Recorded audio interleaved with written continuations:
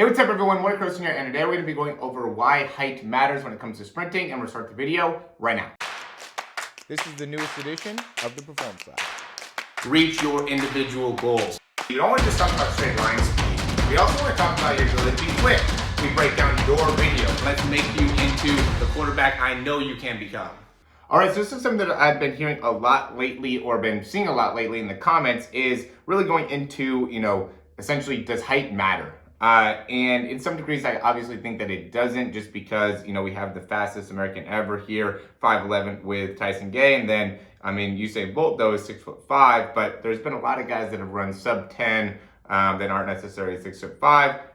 And there's also been a lot of people that have done, really well that are overall shorter sprinters. So the argument kind of goes into how sprinting favors taller people. And we do want to show how there are some variabilities, though, that will end up really showing themselves in something like this particular situation. So this is back when Tyson Gay raced Usain Bolt, 2008, when he ran the 9:58. And what we're looking at here is where their foot's touching the ground. So we can see Usain Bolt's foot touches the ground here. We're going to say the time stamps at 9:4661.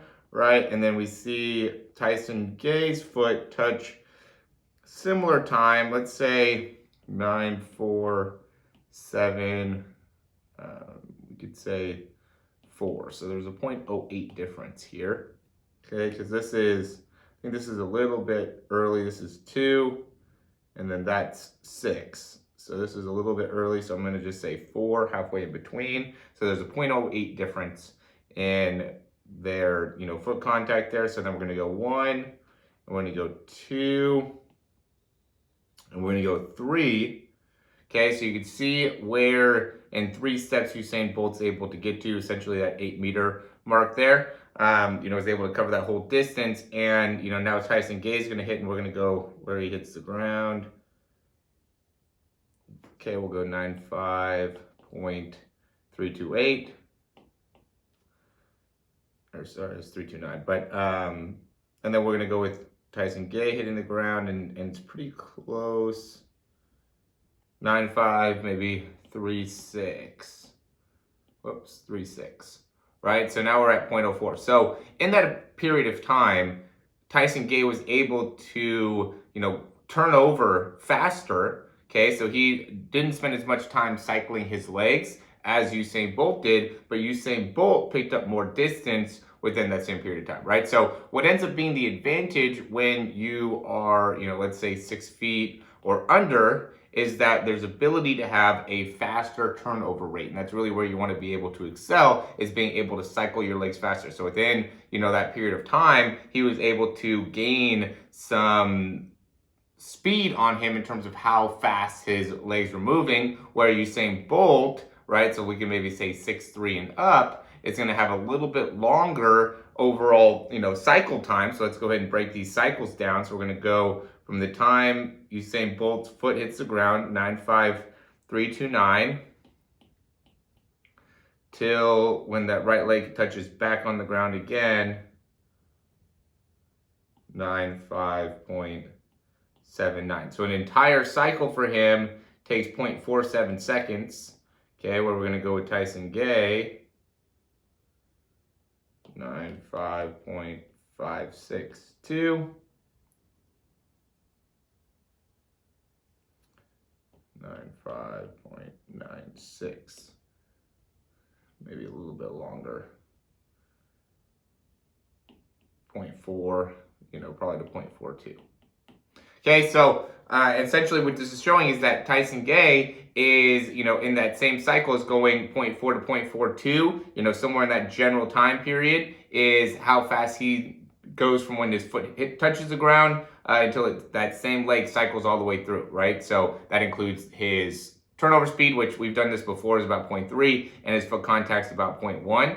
And then we also look at Usain Bolt, who, he spends closer to maybe 0.36 in the leg cycle, and is at about 0.1 with his foot contact, maybe less with his foot contact, so maybe by 0.08. It depends on where he's at, 0.08 with the foot contact, and then would end up having, closer to 0.38, 0.39 in terms of his turnover. So he's really picking up a lot of distance per step, right? Where Usain Bolt was 6'3" and over, okay? And then Tyson Gay is really turning those legs over quickly, 5'11", or under there. So there ends up being a difference. It's not that you can't be successful as a, shorter sprinter, or you can't be successful as a taller sprinter. You just have to understand what are going to be your gifts. You can't be a shorter sprinter that has a turnover rate that's 0.37, right? Like that's just not going to work. You have to have, if you're going to be a top,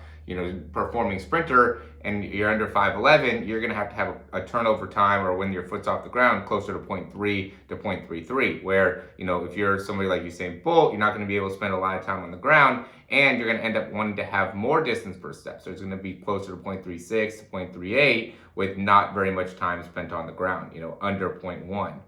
Okay, and Tyson Gay kind of gets away with a little bit longer foot contact, but most of the top sprinters are 0.1 or under, right, in terms of how much time they're spending on the ground. So again, you guys just want to be aware of this. It's not that there ends up being a lack of ability for somebody that ends up being taller. It just is a, how well are you able to actually implement some of your skill set to be able to actually help you perform. If you're, again, 5'11", you got to be quick with your turnover. If you're 6'3" and over, you got to be getting more distance per step. You got to be very, very quick with your foot contact time. So, then it's about building that. Once you understand that, now you can understand how you can really train to be able to make that a much better skill set for you and really be able to master your overall sprinting mechanics. So as always, guys, thanks for watching. If you like the information, go ahead and click that thumbs up down below. Subscribe to the channel. If you have any questions, comments, or recommendations, you can leave those down below. As always, check out some of the things we have in the description. We still have that 28-day free speed program going. We also have the speed breakdown that is associated with that. We also have a general speed program. I know a lot of you guys are looking to get into improving your 40s now that we're going into the off season. Would be happy to be able to help you guys out. We can go into your start, your drive phase, your top end speed phase. There's really so much information out there when it comes to improving your sprint, and I see a lot of guys that are making very, very simple mistakes that are very easy to correct. You just have to get coaching to be able to actually correct them. If you don't have any coaching, then there's no way for you to actually make those improvements. So that's why I like doing the breakdowns. That's why I like being able to connect with you guys on Zoom or even through the online breakdowns. All those end up helping you and being able to, phone calls, whatever. I want to be able to help you guys out. I want to help you guys understand speed better and where you might have some things that are holding you back. And that's why I make these videos, to really be able to connect with you, to make it so you understand, okay, this is what we're going to do to be able to help you get to the next level. I look into the numbers. I spend a lot of time really diving deep into the mechanics to make sure that now when I go and I teach somebody, you guys are going to be able to get to your end result much faster than if I wasn't knowledgeable and if I wasn't showing up every day, trying to learn, trying to understand, trying to make it so I can get myself better, to make it so you guys can get better. So again, if you like the information, click that thumbs up, subscribe to the channel, and looking forward to working with you soon.